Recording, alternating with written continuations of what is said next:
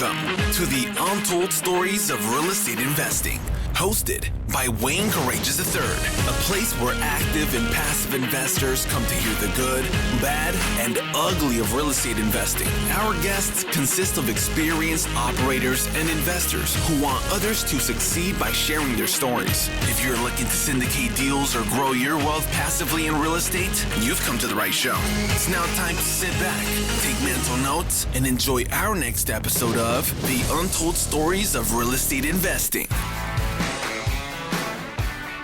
Welcome back to the Untold Stories of Real Estate Investing. I'm your host, Wayne Courreges. Today, we're going to be talking with Tom Dunkle, Chief Investment Officer of Belrose Storage Group. With a background in corporate finance and nearly 30 years of real estate investment experience, Tom brings extensive knowledge and expertise to Belrose Storage Group. Growing the company from startup to world-class organization, Tom has specialized in discounted asset opportunities nationwide since 2006. His financial savvy, open, communicative manner, and integrity have helped alternative investors achieve their wealth building goals. Tom is the Chief Investment Officer, a seasoned team of real estate investment professionals that specialize in acquiring underperforming self-storage facilities in the Northeast, South, and Midwest U.S., and turning their performance to achieve high teens tax advantage returns to its high net worth investor partners in a condensed time frame of 2 to 3 years. Welcome to our show, Tom. Hey, Wayne, thank you so much. It's great to be with you and the listeners today. So tell us, how did you get into the space and your real estate journey up to this point? Yeah, well, appreciate the nice intro. I know it's a bit of a mouthful, my background, but when I'm solidly in my middle 50s now, so I guess I have been around the block a time or two. But I actually started my career after business school. I was in corporate America for about 11, 12 years, and had a great training ground there where I learned the mergers and acquisitions and the corporate finance world when I was working with an aerospace company that was growing by acquiring other companies. So very early on in my career, I kind of got the deal bug. I really liked doing the transactions. I really liked kind of working with that kind of high caliber team. I was working with Harvard MBAs and Wharton MBAs and Chicago MBAs and private equity people, and so it was and high level bankers and stuff. So it was really great environment. But fast forward several years, I'd always wanted to do something on my own, and then in 2006, I was with a company that ended up giving me the boot, so I got fired from that company.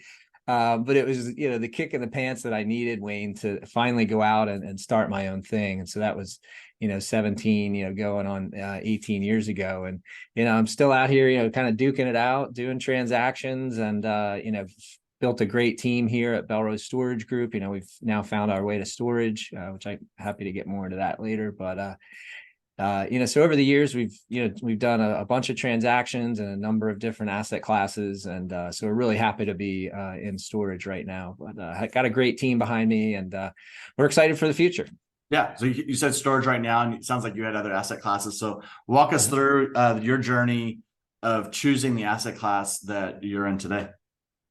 Sure. Yeah. So when I got booted from corporate America, I did what a lot of, entrepreneurs do that are wanting to get into real estate. I started in residential. So I started doing fix and flips, picked up some single family and like duplex and triplex type rental properties. And then, of course, like as I mentioned earlier, that was 2006. So those next few years were very, very challenging. For a new entrepreneur. I don't care how much money I had or how much education I had, it just didn't prepare me quite for that big downturn. So learned some hard lessons there, but was determined to kind of stick it out. So as I was kind of looking to reinvent after getting creamed in the residential space, I discovered what are known as discounted mortgage notes or defaulted mortgages. So these are mortgages that went into default. They were sold off into the world as a non-performing asset.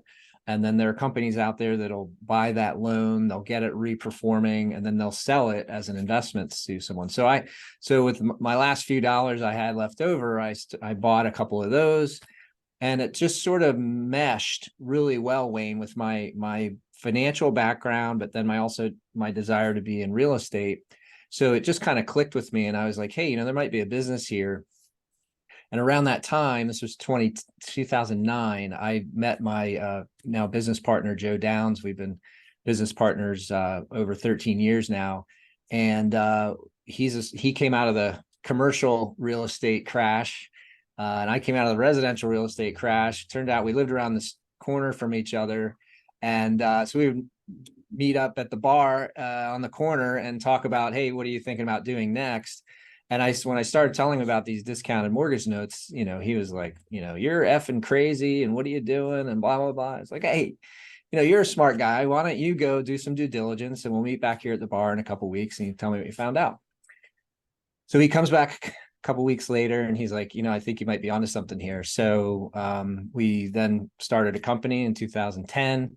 It's now known as U.S. Mortgage Resolution, and that business has generated over $53 million of revenue over that time period. And we've transacted on over 10,000, probably 11,000 at this point, discounted or defaulted mortgage notes. And so we built a nice little business there, which is great.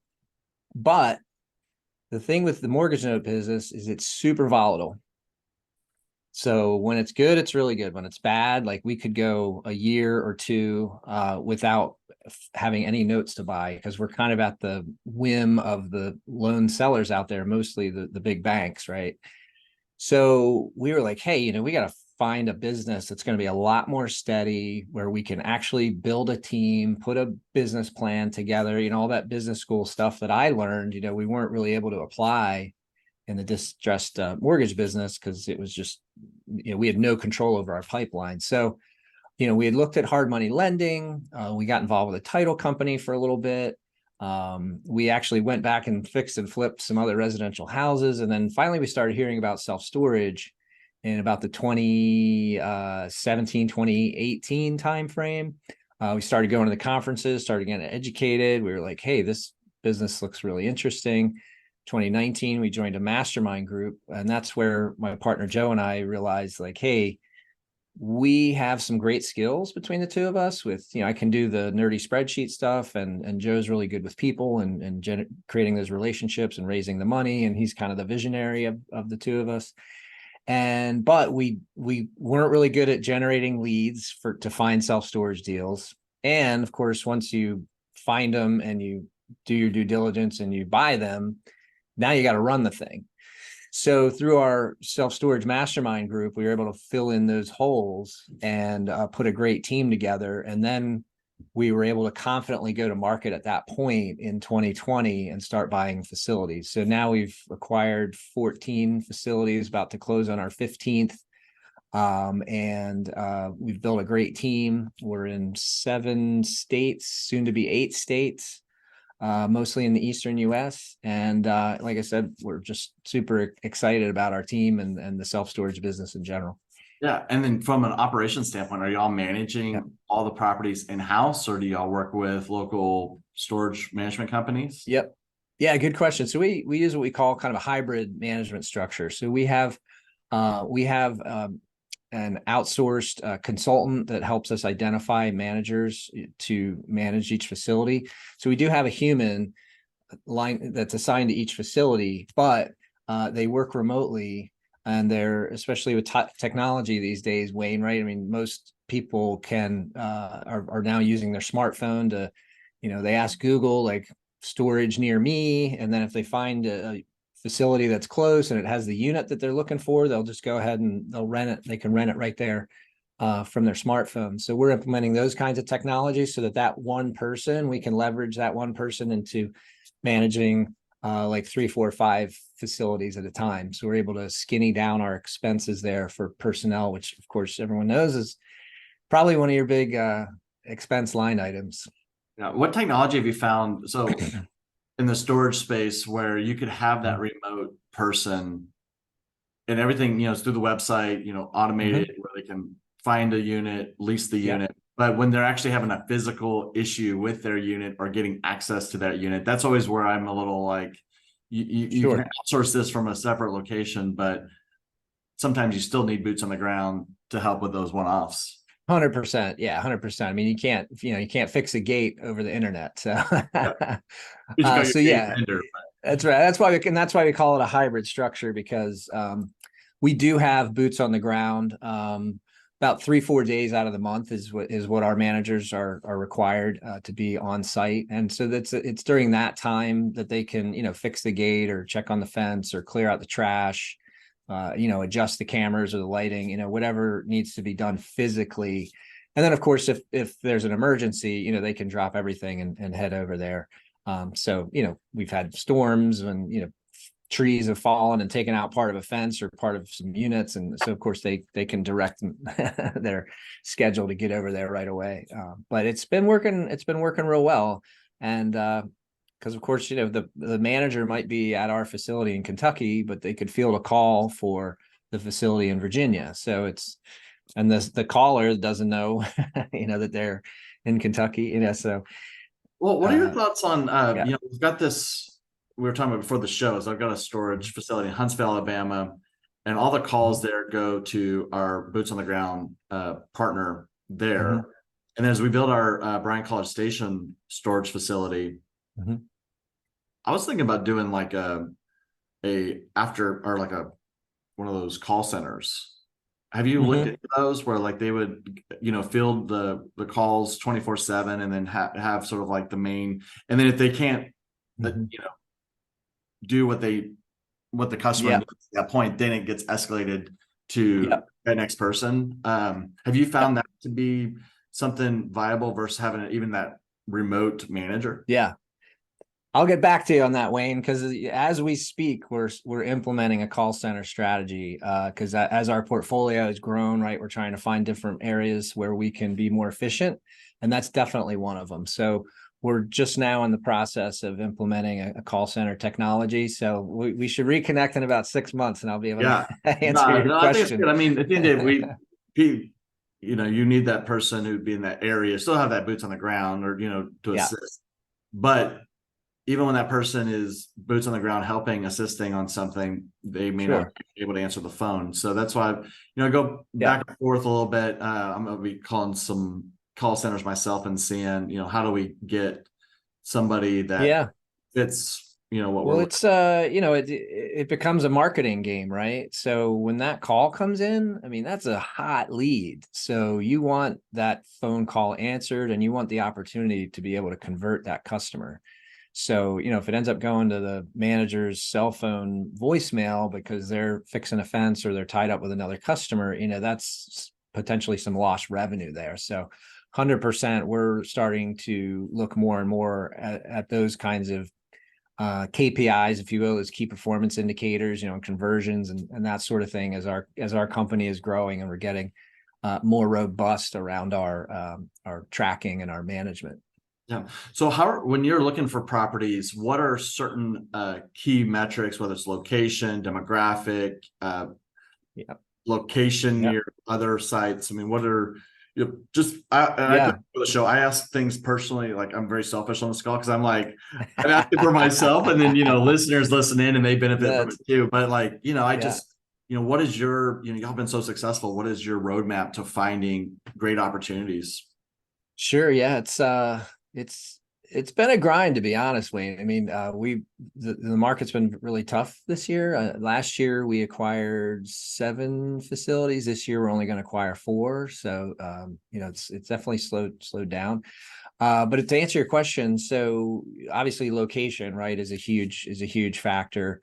The self-storage almanac, for anyone who's interested, you can go out there and buy the 2023 self-storage almanac, and you can find out all these stats that the inside self-storage people, or is that who puts it together? Anyway, there's a group that puts together this almanac, and they're out there collecting all this data, and the data tells us that the number one reason someone rents from a storage facility is because they've driven by it. And then number 2 reason is because they found it online, and they are and that just seemed to be in a good location, and they had the unit that they were looking for at a price that they thought was reasonable.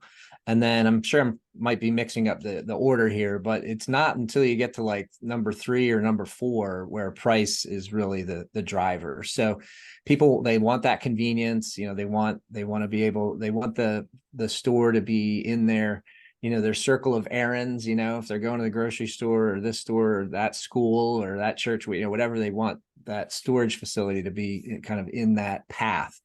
And so location, just like, virtually every other kind of real estate is super important. So we do look at that, we look at traffic counts.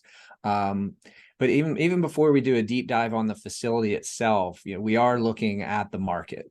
So we're looking at, we want to see the population is steady or growing. But we're also, we're looking for kind of that Goldilocks scenario, right? Because if the market is growing too fast, that's likely going to attract like a bigger like real estate investment trust or some huge operator that's going to come in and plop down like 100 or 150,000 or 200,000 square foot facility and suck up all the demand out of that market. So we don't want to see that. We don't want to see it too fast, but we also, of course, don't want to see it too slow or declining, because ultimately that's going to hurt demand in that market for storage. But we're looking for solid household income, minimal poverty. We are looking for renters, a decent amount of renters in that market, because renters tend to rent apartments, but they still have their stuff. So they tend to be good customers for self-storage. Yeah. So there's just a couple of the highlight things that we look for in a market. Yeah. So like on the multifamily side, we typically want to see like 2.5x, 3x of their salary for their rent. Do y'all have, when you're looking for like salary or household income, is there an X multiple that you're looking for? That's probably one of the differences, Wayne, between multifamily and self-storage, is we're not looking at it in that kind of fashion, because let's face it, their rent might be $2,000 for an apartment unit, but their rent for a storage unit is only going to be a couple $100. Sure. So we have that difference. So we're not really dialing it in that closely, but we are looking for, kind of that above average, household median income, because we want people to, of course, have the money available to rent a storage unit. And that's another area where we're looking for kind of that Goldilocks scenario, because if the median household income is too high, those people are likely going to be buying houses that have storage and they don't need a storage unit. But we don't want it too low either, because then when you run into delinquency and other, kind of move out issues kind of thing. So it's another one of those, not too hot, not too cold scenarios. Yeah, it makes sense. Like you're not looking, from a rent, it would be a lot more. But on the flip side, it does make sense that, if they have more discretionary income, they're likely to buy more toys or buy more stuff. Oh, for sure. Needs to be in areas. And then, just being near HOA neighborhoods where there's likely going to be, divorces. That's right. Or moves, et cetera, where you're, need that extra space. That's right. Yeah. And, storage is, as you may be aware, it's becoming more and more adopted, right, by households across the country. Whereas a few years back, might have been only 8% of households were using storage. Now it's like 11 going on 12%. And it might not sound like a lot, like a 2-3-4% increase, but when you consider there's 120 million households across the US, every 1% move is 1.2 million new self-storage customers. And so, and they're just like housing, they're not building enough self-storage facilities fast enough to absorb that demand. So that's another reason why we really like the storage space. Well, and we were talking about before the show and why, we're buying storage or developing storage that are larger. For us, it's like 20 by 50, but you have a lot of the businesses that also needs storage as well. I remember before the show, you were talking about how that's going to be also marketing towards that. But if you want to, share why, what you're seeing on the business side needing storage and how that obviously sure your portfolio. Yeah. We're super excited about the business storage niche within the greater self-storage niche. And we kind of stumbled into it because we bought a facility this past summer down in Wilmington, North Carolina. And it was a different kind of facility than we had seen before, where it was, the unit sizes are more like 15 by 30 or 25 by 38, and it's a 14-foot door and with a high ceiling inside.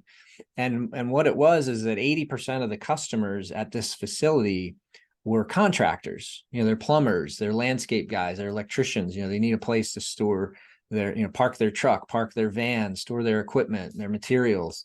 And so what we found was that those customers are gold because they are running their business, it's their livelihood out of this unit.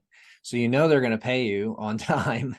And because it is part of their business and whatnot, we're likely able to get a higher rent for that kind of unit. And they're going to stick around for a while. So they're going to be at this facility for a long time. And the data is showing us there that I think 60 or more % of the customers there have been there longer than 4 years. So that's the kind of customer you have, because you acquire them one time and you have them for all that time. And meanwhile, along the way, you're able to increase their rate. We do it twice a year. And so it's just a great niche within the storage niche. So we as a company are strategically now shifting and looking at that market. So we'd like to buy more facilities that are like this or build them. But even if we can't buy them or build them at our what I'll call our retail storage facilities, which are your typical like drive up kind of thing, our vacant units that we have there, we're doing Facebook geo ads targeting contractors in those markets. So we can say, hey, Lynchburg, Virginia contractors, we have these storage units available for, your materials and whatnot, come on over and check us out type thing. So we're looking strategically and intentionally of kind of shifting our revenue mix from, purely residential to having a nice mix of commercial in there as well. Yeah, I love that you're using the social media, you're using Facebook and technology. What are your thoughts on like flyers, like going out? I mean, mailers that are going out or the door to door. I mean, has that been successful in marketing? So our managers are trained to go and make friends with the neighbors, right? And so they're not necessarily doing flyers, but they are just going out and saying, hey, we're the new owners of this facility over here, love to refer you some business, can you refer us some business, or just those kinds of things. Because, at the end of the day, these are all communities, right? And so we've made the mistake before of going into and acquiring a facility and not understanding the community and pushing rates or doing, getting a little aggressive in that regard. And it's like, well, we probably should have taken the first 2-3 months and to get to know the neighbors, get to know the market at a deeper level before we kind of go and start pushing numbers like that. So because it is a community and you do want to get to know them. So whether it's flyers or just stopping by and dropping off a business card or whatever, it does seem to help on kind of the goodwill building side of things. Hey, listeners, it's Wayne Courreges. I just want to pause real quick to say thank you for listening to our show. I hope that you're getting a lot of value out of it. If I could ask you to go ahead and like, subscribe, and share this podcast, that would mean a lot. It will get a lot of other investors like yourself learning about the process and the steps to successfully invest in real estate, either as a passive or an active investor. I also want to do a quick introduction of CREI Partners. I'm the managing principal for CREI Partners, and we started it back in 2019 with one goal: to grow your wealth passively in real estate. We do so by buying assets in multifamily, build-to-rent communities, and RV boat storage facilities. And we do so in areas that have strong market fundamentals and also have strong partnerships with other real estate investors, such as ourselves. We personally discovered that passively investing in real estate was a really great blend for people that are busy like yourself, and that you can invest passively in real estate and still reap the rewards of the returns, the tax benefits, etc. If you're interested in learning more about passively investing, check out our website. We do a lot of content through our passive investor coaching program, through our podcast, our blogs, and just other information that we do on a daily basis. Check out CREIpartners.com. Again, CREIpartners.com. If you're interested in building the relationship and joining our investor club, there's a link there to join. We'll set up a call and continue building the relationship with you. We're super excited to have that opportunity, and I want us to get back to the show. And hopefully, again, you're enjoying the conversation, and look forward to connecting soon. Thank you. Yeah. Shifting gears for investors that are going into self-storage, what are some risks that you're seeing that may be different than other asset classes that you share with your investors before they invest with y'all? Yeah, sure.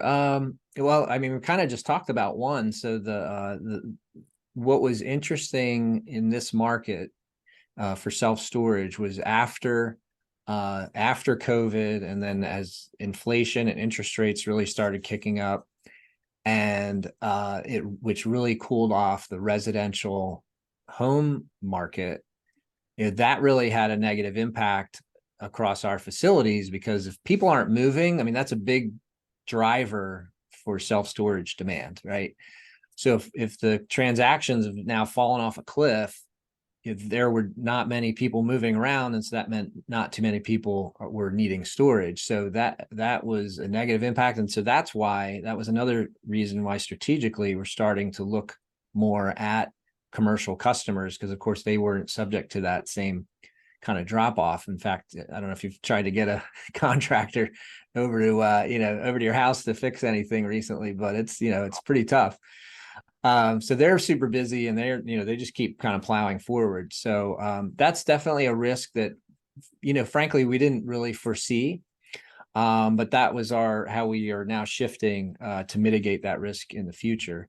But we've had such a weird last few years, Wayne, with COVID was kind of this black swan event, and then now then that run up in inflation. I mean, those are kind of some interesting things, but I guess the beautiful thing about storage, and another one of the things that attracted us to it, is that for 40 plus years, the occupancy rate at self-storage facilities has meandered between like 80 and 90% over that entire time period. So whether it was like a boom time or a bust time or anywhere in between, in good times, people use storage because they're buying stuff and whatnot and need a place to store it. And if bad times, they're being downsized, they're divorced, they're being displaced, etc., then they need storage. So those are the reasons why we see self-storage as being a pretty buoyant kind of asset class, even though it does have, of course, risks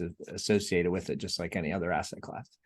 Yeah, and the stuff that they store, typically they'll have, they've worked hard to acquire that stuff, or they have emotional attachment because they're heirlooms or something, from previous generations. So, after they're paying their rent, they're paying their storage. And usually, at least on our deals, like I'm sure it's for you, it's automatic payment. There's a credit card on file or That's debit right. card on file, so it pays. And what I love about storage too, Tom, it's like I don't have the emotional roller coaster of going through the eviction process with the courts.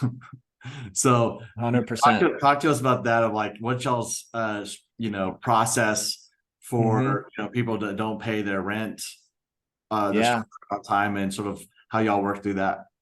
Yeah, I mean, that was one of the reasons, Wayne. I was a horrible landlord back in the day when I had my own rental properties, because I was such a softie. I'd just listen to any old story as to why the rent was late or not paid. And so in the storage world, we're not in landlord tenant world, which is great, because most areas, that court tilts heavily in the favor of tenants. But we're in lien law world, which is very clean and very straightforward. Basically, it varies a little bit from location to location, but generally speaking, if you don't pay your bill for 60 days, then your stuff can go up for auction. And then the beautiful thing too, back to technology, is we do all virtual auctions now. So the manager will go in and take a few pictures of the stuff that's in the delinquent locker. Those pictures will get posted up on the auction site, and then there are people out there who go and they try to buy these things, and hoping to find a golden nugget in there somewhere. And so they'll come and they'll bid, and they'll win the bid for the unit. And this is the beautiful thing, is they then have 72 hours to come and clean out that unit, because that's a big expense for us. Otherwise, is when we're cleaning out units, that's an expense for us. We got to get our manager in there, and if it's like a really big job, we might have to bring in some outside help, and we might need to bring in a dumpster and just all that kind of stuff. So just having somebody being responsible for cleaning out that unit is huge. And then now we've got an empty unit. Basically, we just have to sweep it out, make sure the door's working, oil the springs and the rails and stuff, now we've got a unit that's ready to rent. So it can be cleaned out in the morning and rented later that afternoon, which is a big difference from multifamily. Yeah, it's huge. I love it. It's concrete and steel, and Right. maybe some lights, depending on the size of the unit. That's So right. shifting gears, we just got a few minutes left. And I wanted to talk Mhm. about like investor projections, returns, and obviously every deal is going to be different. Yeah. But one thing I noticed in your podcast one sheeter thing is that, 2 to 3 years is a very quick time from an investment horizon. So do y'all hold your assets 2 to 3 years? Talk to me to that, because that's pretty amazing to hit return. It's just a short amount of time. Yeah. So we are what I call a value add shop, right? So we're looking for facilities that are underperforming, right? So they're mom and pop owned. They're not using the latest technologies. They might not have a website. Their major KPI, key performance indicator, is occupancy. They just want all the units full. So they're not really looking to maximize revenue. And so what ends up happening, especially after the last few years when we've had a big run up in the rental rates for self-storage units, is if they're asleep at the wheel for a couple years, next thing you know, their rates that they're charging are like 30% plus below market.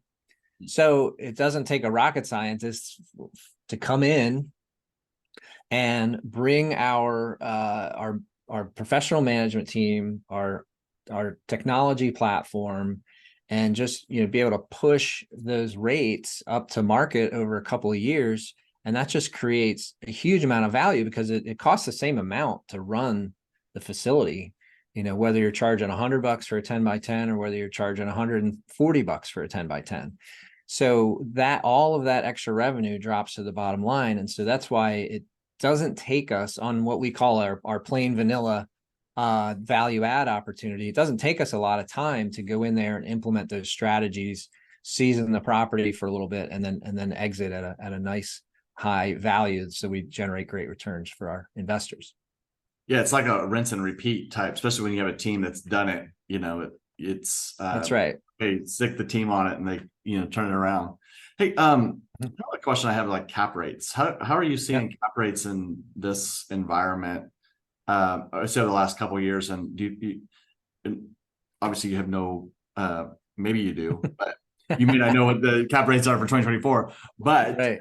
where do you sort of see them aligning out, because that obviously plays a big role in, the overall. It definitely does. And it's a timely question, Wayne, because I just earlier today, I was on the phone with one of our commercial mortgage loan brokers.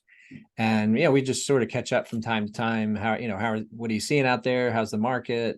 That kind of conversation. And we both agreed on, unfortunately, or fortunately, I guess it just kind of is what it is. It's not fortunate or unfortunate, but we feel like where we're at right now is like historically where interest rates have been. We might be a little bit on the high side, but in commercial real estate, wasn't unusual back before the artificially low interest rate environment we came out of to have interest rates at 7, 8, 9% for a deal. So now we're looking at as an IRR shop, we're trying to generate quick returns is what I mean by that. We are looking at estimating our exit cap rates. And so if our borrowing costs, are like these days are 7, 8%, our end buyer is going to be valuing our facility at like a 8, 9, 10% cap rate. And even though that drives my acquisitions team crazy to say that, it's just how it works, right? You don't want to buy a negative leveraged facility. And what I mean by that is you don't want to pay an 8 cap for a facility where your cost of money is 9%, because then you're upside down, like right out of the gates, and it's not a good position to be in. So I do hopefully, I think for the health of the overall market, I think cap rates do need to go up, and that's just going to be a kind of a reality that we need to wait for. And unfortunately, there's going to be facilities and multifamily properties and other things that are going to be coming online here, not because the property itself is distressed, it's because the capital stack in that property is distressed and they're not going to be able to refinance. So, it'll be an interesting, kind of next couple, 2-3 years. Our motto here and what we've heard from our other self-storage colleagues is, survive till 25. So, we're thinking, it's every asset class, and yeah, it depends on, like, if you're a buyer in this time frame, this is all good news because you're finding opportunities to buy, right. to buy assets that at a much better basis than you were a year or two ago. If you're selling, That's right. it is providing a lot of stress on everybody, including myself. Like, it's Sure.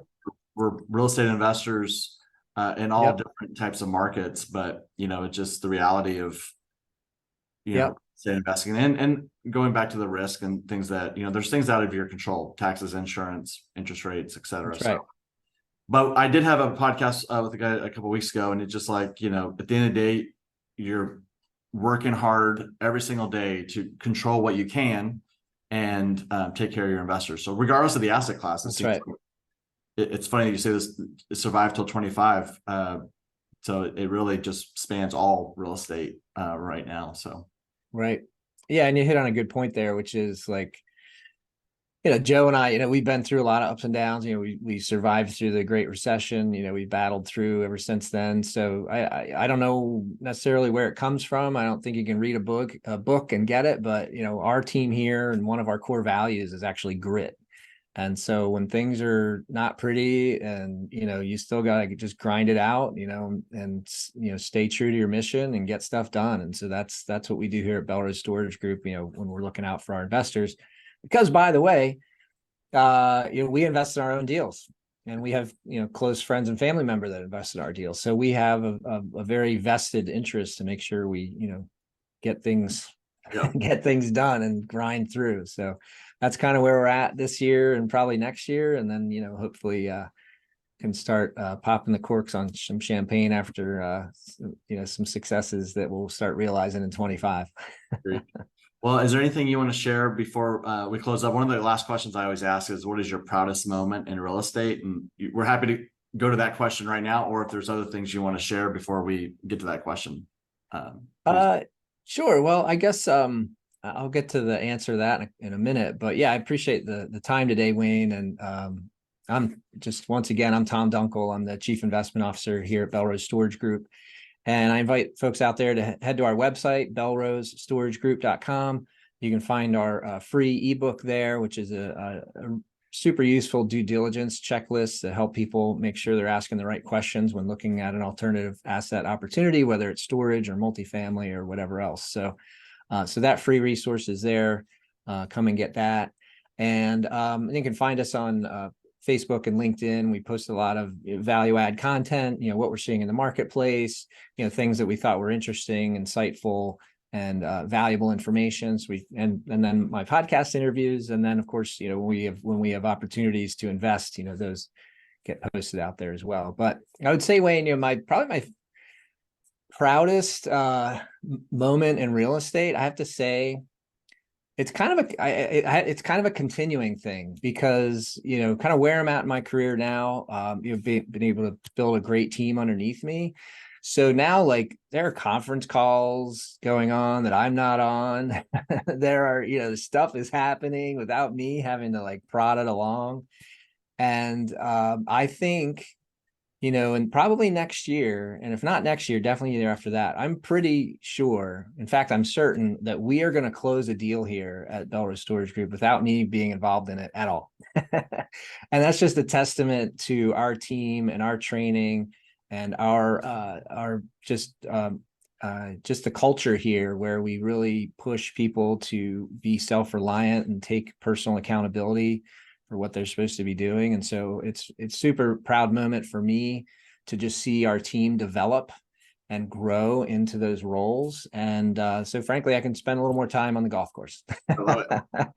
No, proud moments. And you're building up future investors and entrepreneurs. They're getting that ground and framework from you. That's right. Yeah. The team. And they'll have the itch one day to maybe do their own thing, which is cool, because you can look back and sure, like, hey, I helped you start the fire to get you to where you. Yeah, that's right. No, 100%. You know, who knows that one of these guys could go and build some huge, amazing real estate business, you know, kind of with the foundation they've learned here. So that would be amazing. Well, I appreciate your time, Tom. I really enjoyed it. Got a lot out of it personally, and hopefully the listeners did as well as they listen in. But you have a great rest of the day, and look forward to staying in touch. Thanks, Wayne. Yep. Appreciate it. Tom.